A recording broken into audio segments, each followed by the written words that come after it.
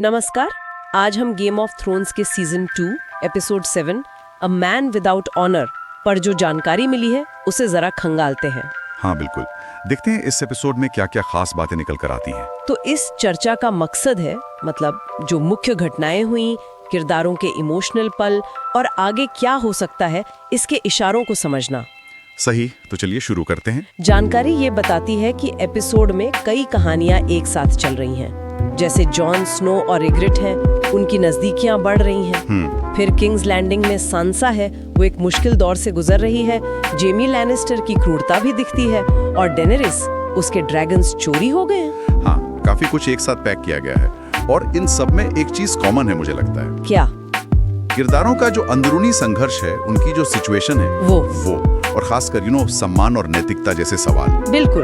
Jon Snow और वाइल्डलिंग इग्रिट की बात करें तो उनके बीच की केमिस्ट्री वाकई दिलचस्प है। हाँ, उनके डायलॉग्स जिस तरह वो एक दूसरे को समझने की कोशिश कर रहे हैं, हाँ, वो बहुत अच्छा लगता है देखने में। और ये सिर्फ कोई टिपिकल लव स्टोरी की शुरुआत नहीं है। ये असल में दो बिल्कुल अलग दुनियाओं का टकराव है और समझ बनाने की कोशिश है। ये आगे बहुत इंपॉर्टेंट होगा।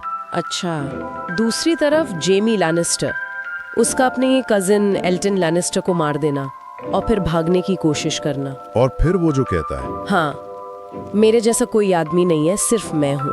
बाप रे, वो सीन असल में जेमी के अहंकार और उसकी क्रूरता का पीक दिखाता है एक तरह से। लेकिन शायद ये उसके कॉम्प्लेक्स कैरेक्टर में जो बदलाव आने वाला है उसकी भी एक शुरुआत है।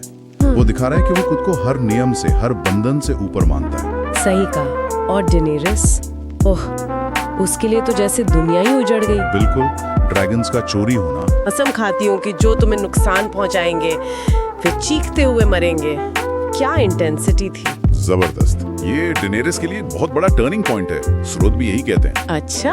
हाँ, यहीं से असली सत्ता की तलाश में उसकी जो यात्रा है वो तेज होती है और ये साफ हो जाता है कि ड्रैगन्स उसके लिए कितने अहम हैं। सिर्फ ताकत नहीं, उससे कहीं ज्यादा। बच्चों की तरह। बिल्कुल, उसकी पहचान का हिस्सा है। और किंग्स लैंडिंग में सांसा, उसके साथ जो होता है वो भी काफी इमोशनल और सेंसिटिव मोमेंट है। हाँ, पहली बार वो एक तरह से औरत होने की जो फिजिकल रियलिटी है उसका सामना करती है। वो भी सर्सी और शे जैसी औरतों के सामने। बहुत ही वल्नरेबल पल था वो। सही, ये उसके भोलेपन का अंत है एक तरह से।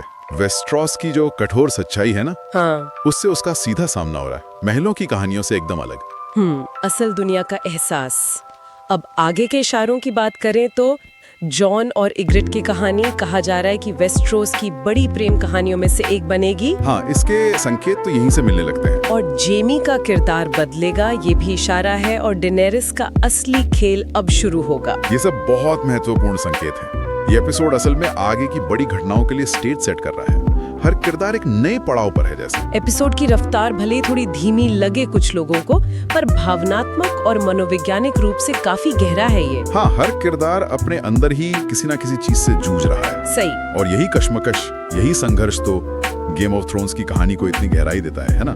ये सिर्फ तलवारों और राजनीति का खेल नहीं है। किरदारों की पसंद, उनके सही गलत के पैमाने, सब यहाँ उभर कर आते हैं। तो game of thrones season 2 episode 7 a man without honour पर हमारी इस बातचीत का निचोड़ यही निकलता है कि ये एपिसोड किरदारों के अंदरूनी बदलावों और भविष्य की नींव रखने पर ज्यादा केंद्रित है।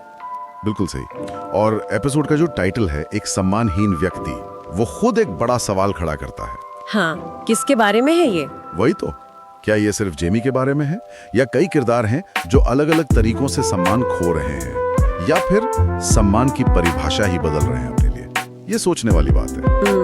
वाकई एक गहरा सवाल छोड़ जाता है ये एपिसोड। दोस्तों, अगर आपको हमारी ये थ्रिल और सस्पेंस से भरी कहानी पसंद आई हो तो अभी सब्सक्राइब करें, लाइक करना न भूलें और इस पॉडकास्ट को अपने दोस्तों और गेम्स ऑफ थ्रोन फैंस के साथ शेयर जरूर करें। आपकी हर लाइक और सब्सक्रिप्शन हमें और भी एपिक कंटेंट बनाने के लिए मोटिवेट करती है।